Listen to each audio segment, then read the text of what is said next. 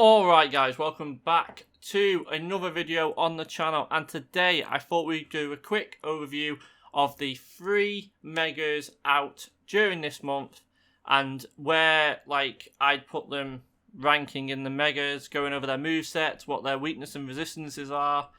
Obviously I do a shorter content which is a 30-second video, so 30-second Pokemon overview, so I will be doing some on these anyway.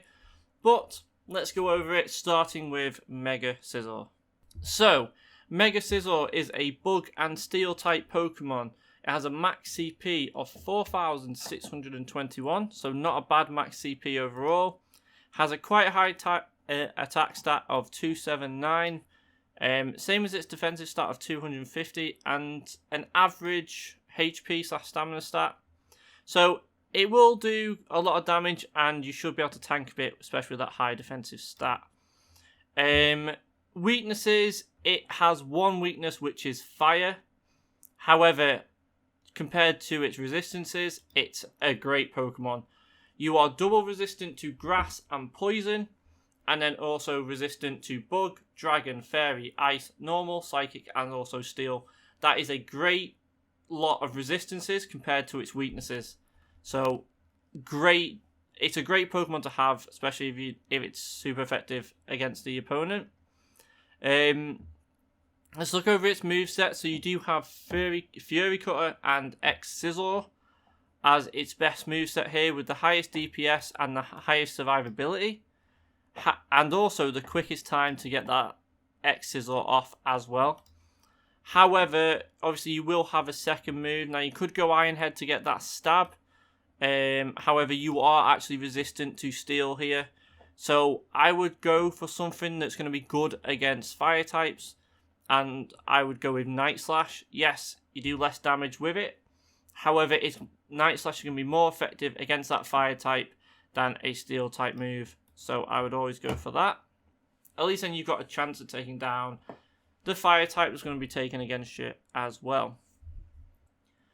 Alright guys, so let's move on to the next Pokemon, which is Megapinsir. So, this Pokemon is coming out for the first time, and I'm not going to lie, its stats at one point look great, but then also, due to its amount of weaknesses, it actually falls a bit flat. However, let's go over it anyway. So, Megapinsir is a bug and flying type Pokemon with a max CP of 4,728. A very high attack stat of 305, a defensive stat of 231, which is kind of average, same as its HP stat of 163. And then here's where Pinsir kind of falls flat here. So it triple resists ground, it double resists fighting and grass, and then single resists bug. However, it has a lot of weaknesses, so it has a weakness to electric, fire, flying, ice, and then double weakness to rock type Pokemon. If you're going to be using this in PvP, I can see, on the Mega Days, I can see this being wiped out very quickly. Especially if they have a rock type move, you're going to have to block every single one of them to keep this Pokemon alive in the long run. As you can see here, there isn't a Megapinsir best moveset, however, we will go over normal Pinsir's moveset. Has obviously less there, but it should have the same moveset when it megas. So, the best moveset for this is Fury Cutter and X-Scissor with the highest DPS, the highest survivability, however, and also the lowest time to get that X-Scissor off. Now, for the Mega, I mean, you've got either Superpower or Close Combat. I would take Close Combat. However, look at that time to get that attack off. So if you are going in PvP, it may be slightly less damage, but that time to get that superpower attack off is so much better than using Close Combat.